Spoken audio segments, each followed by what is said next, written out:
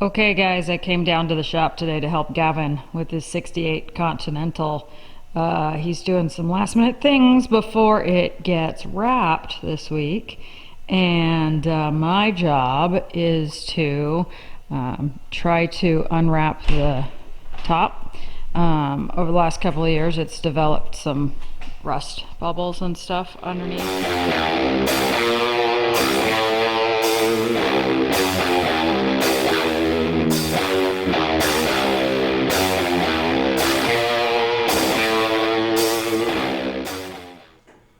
Alright guys, so to start this off, I have to take the emblems off, and then I want to loosen the lower trim on the outside of underneath the vinyl top, or over top of the vinyl top.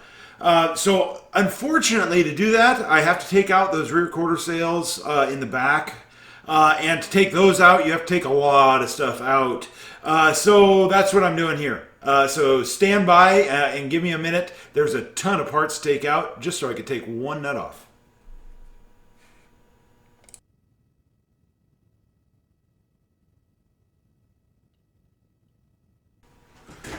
Okay, I finally got it apart and got the nut off, so now I'm going to get that emblem off, and I want to be really careful not to break it, so that's why I went underneath the vinyl, so that I kind of use the vinyl as like a shoehorn for my little pry tool, and I got it off. So, spoiler alert, when I put those back on, I glued them. I did not put the nut on the back, because I do not want to have to take that car apart if we decide to change the vinyl top later. That's the only part. Well, we did a unique vinyl top, and you'll see that here in a bit, which won't require us to have to take the trim and stuff off again the next time. So anyway, stay tuned. You'll see that. That probably sounds terrible right now, but you'll change your mind when you see the finished results. This was Akila trying to show you what she was having to do. She forgot to turn the mic on though, so you couldn't hear her. So basically what she's saying is all that top, the glue and everything, basically we're only getting the vinyl off and half the vinyl staying on the car. So what you're seeing us take off is basically just top layer of vinyl. And now like that mesh, when you look at the backside of vinyl, is all still stuck down. So we have to scrape that out. And then of course they glued the window in. And got it all on top, so we have to cut all that out and replace all those clips and all that stuff. That's what she's trying to show you there. And so she just has a really manly voice right now. And there's that rust. That's what was causing those blisters. Luckily, it wasn't terrible. It looks a lot worse than it is, but obviously, if you're buying a car that has those blisters, you never know what you're going to get underneath them if you can't see. But they do tend to look way worse than they actually are.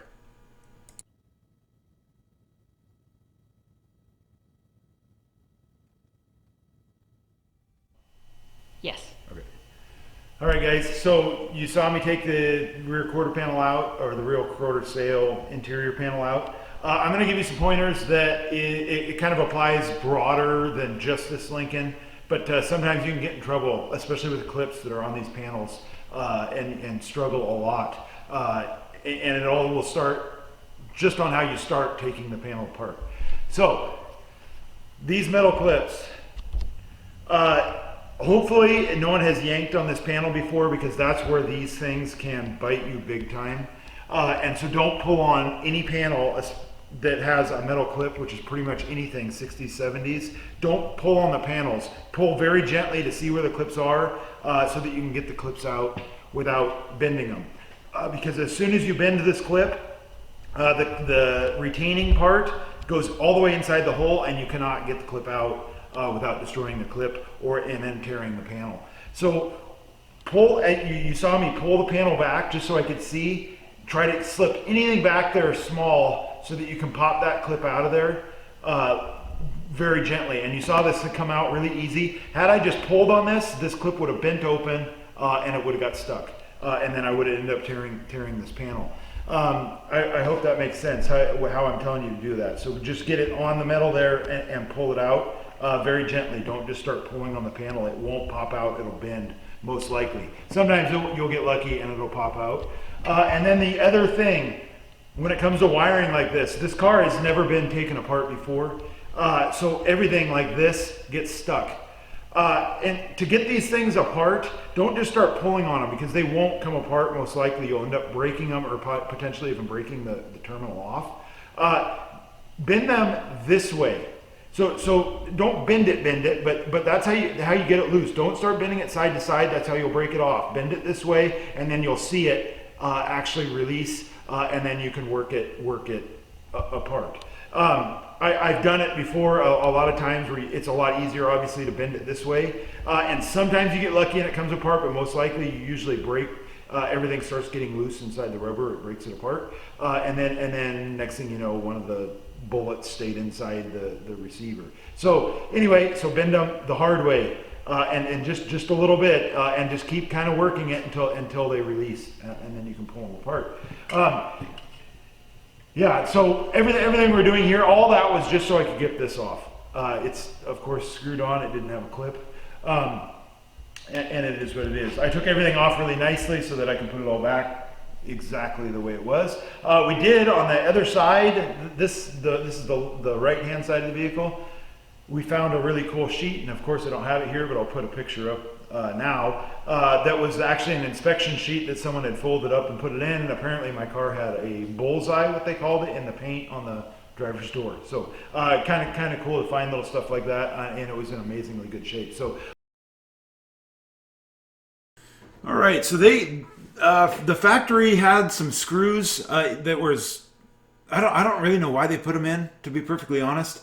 Maybe it was just a fast way of tacking the top down while they stretched it on there or what.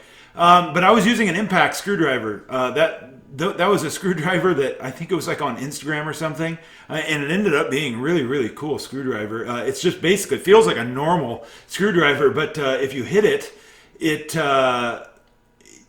one of those impact screwdrivers. So it's kind of cool, and it allowed me to get those out because it wasn't so bulky like the ones that you normally would buy that have like the socket basically, and then you're hitting it. That would have never worked. I never would have been able to get it in there in between the window.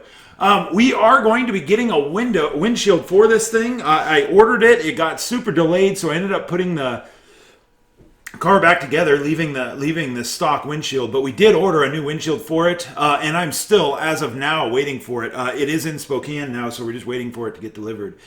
So we are close to getting a new windshield in this car, which has been a long time coming. I've wanted one since '99, and they are. I don't know when they became available, but sometime within the last 5 years they become available. So I finally ordered one. So now I'm just loosening up that trim in the back. I already have the side ones loose from the inside after I took those side panels off, and now I'm just going to remove this panel since it's easy to get off, or that chrome strip going across, or stainless strip going across, and that way he can wrap, and then we'll throw that thing back on. So now we're going to mask the car because I am going to spray an epoxy primer on it. But first I spray it down with a rust inhibitor in all the areas that were really rusty, and then the epoxy primer will go on all the areas that are still primed with that red oxide primer that's under there. And then there was also some other, anyway. So I spray it with that epoxy primer, shut the door, and then I will be back in the morning, which is right now, and then I'm going to wet sand it using, I use that one of those weed sprayers or chemical sprayer that you can see me using. Those work really good for wet sanding. All right, so I'm going to gloss black the top around the edges just so the paint will, or the wrap will stick better. It probably wasn't necessary, but I did it anyway because I just wanted to make sure that the edges stuck really good. And you know, gloss paint wrap sticks to better than satin paint. So okay, here's that shop pack. So take the handle out, you unscrew that tube, then you can take the pumper part off the bottom of the rod of the handle, and then put the tube back on because that has the one-way valve in it, and then you can fill the thing with shop air. And obviously be careful, don't over pressurize it and then be mad at me that you blew up your tank. You know, but so you should be able to feel how much pressure you have in it by how hard you have to hold the wand onto the hole. But anyway, that works so good, you hardly ever have to fill it up. If it's about halfway filled with liquid, you won't have to fill it up again until all the liquid's gone. You get enough pressure in it that way. So you're probably talking like 25 pounds, which is probably way more than it's rated for, but it does work. So anyway, now I'm going to unmask it and I'm going to drive it up to Will's. Oh, the. Oh, he's gonna do I'm gonna have to edit out all that text. All Sorry. that text, all the words. I didn't know. It's like my dad with a camera up in your face. Gonna put subtitles on it. It looks amazing, Robin. I was no wonder she was trying not to look. She couldn't help it. All right, guys, you can see kind of where I sanded. I did have to do some sanding and stuff because there was chips and there was touch-up paint and all that type of stuff. And basically, if you can feel it, wrap won't hide it. You're going to see it. Peeling clear, rock chips, that type of stuff. It's just going to transfer from one surface to the next. All right, I'm going to let this play out, this fender play out a little bit. He makes it look really easy, so everyone go out and buy yourself a small roll of wrap film, 3M or something, name brand, not Vivid or something. That's pretty much impossible to do. But yeah, give it a shot and play with it. You might really enjoy it, or you might hate it. How many people does it take to wrap a fender? On a boat. The top of a fender. Where does this piece On a go? Lincoln that has like 4,000 shapes in it. It's this for me. All these curves right here. Yeah.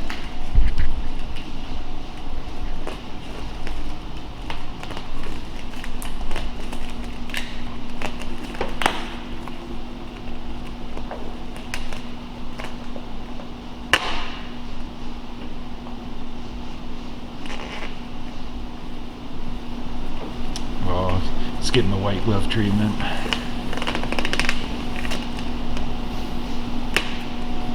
I'm surprised he didn't tell you to bend over. It's time for your prostate exam. Again? It's the Yeah. third time this week, Will. Ugh. Every time I come in here. Just today. All right, after the inappropriate jokes, so this front corner Will could actually wrap that in one piece if he wanted to. The problem is with doing that, it is guaranteed to fail eventually, and eventually would be a lot sooner than we would want. So anyway, so we're doing this. He's adding a seam, so there's cut tape. You'll start seeing that here in a minute. He has cut tape down underneath there, so it'll make a nice line. So there will be a seam there that is pretty much unnoticeable once it's done. But there is a seam in the vinyl, and that is just so that it will last and not blow out in that corner or start tenting, which is how it'll start. So anyway, that's what it is. See, there he is right there pushing it down. You can see the bump underneath the wrap. That is the cut tape, and that's a really cool tape. It has a string in it, like a fishing line in it. So once it gets all cut, you pull it out, and then you pull the sticky part of that tape out from underneath, and it puts a nice, perfect line in the wrap film.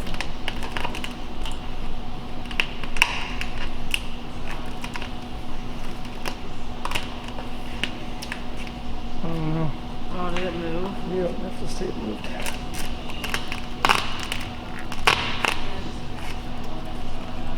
I'm gonna point out something just because I'm pretty sure someone's gonna ask the question because it doesn't seem like it makes sense. Why did he mask off the chrome? And the reason why he does that is so that the wrap doesn't stick to the chrome. And it's not because it's going to damage the chrome or it's going to damage the wrap or anything. It's so that you don't want to have it stick to the chrome and then basically stretch the wrap while it's making that tent between the body and the chrome, and then stretch it down to the edge of the chrome. You want the wrap to go all the way to the chrome and then go around the chrome.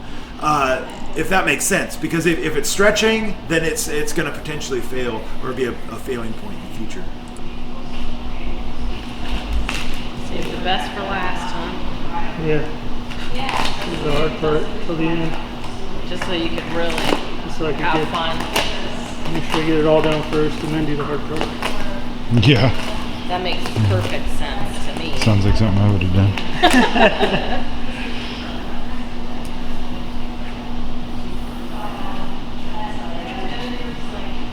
You don't need that antenna, do you?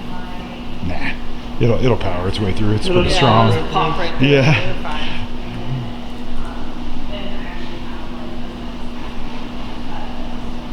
Break your blade.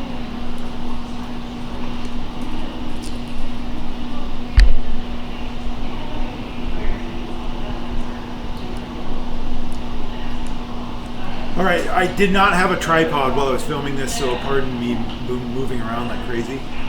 Okay, so your instinct would be to push that vinyl down around that antenna. That's your instinct, and it would work. The problem is, as time goes by, that vinyl will slowly shrink away from the antenna.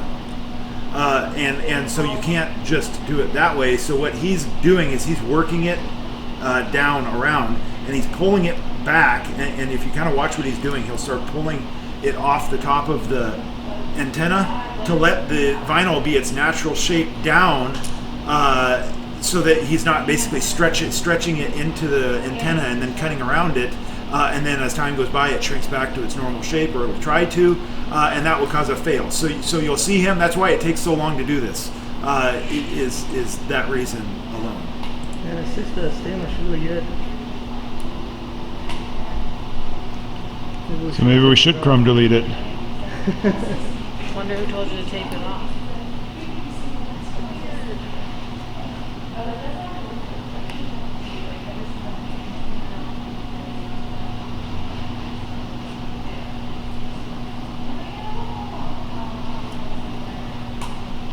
Man, it is hard to hold still zoomed in.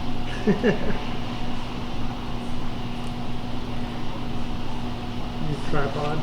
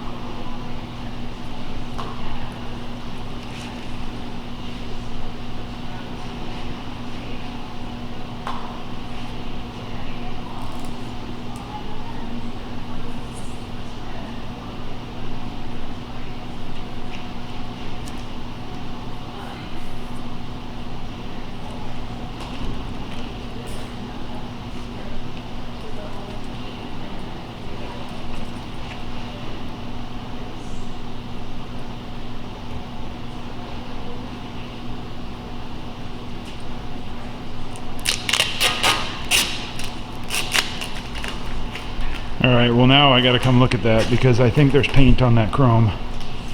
On the chrome? Yeah, there is. On my side. Damn it. There is right there.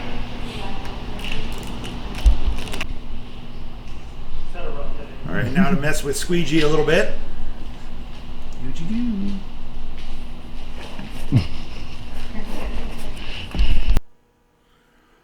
Okay, so I that's all the filming I had done on this car, or the recording I've done, because we were in a complete panic to try to get ready for the No Balls Car Show, which has, as of now, is already done. I have some pictures of the car completed that are going to come up in a second. This is the wrap film that was on the top, so it's a 6mm. It's a really, really thick wrap film. And it's actually soft to touch. The seams look like a really, really nicely done upholstering seam on the top, and they're in the correct spot for this car because they don't really make... For some reason, when you get upholstered tops, they put the seams in farther nowadays, and I think it must be because they can't get upholstery vinyl that wide. But anyway, it looks amazing. I did end up gluing that emblem back on instead of putting the nut on, so that if I ever want to change that top later, I don't have to take the interior apart to do it. So here's the car and a little sneak peek of the No Balls Car Show. That's it at the show. I ran out of time, so I didn't get time to film anything. I did put the original white walls back on it for the show, and we did order some Mob Steel 20s with white walls. Those are coming from Detroit Steel, and we're going to do that and hopefully put air ride on this car before next summer. So thanks for watching. We'll see you again really soon, and get out there and build something.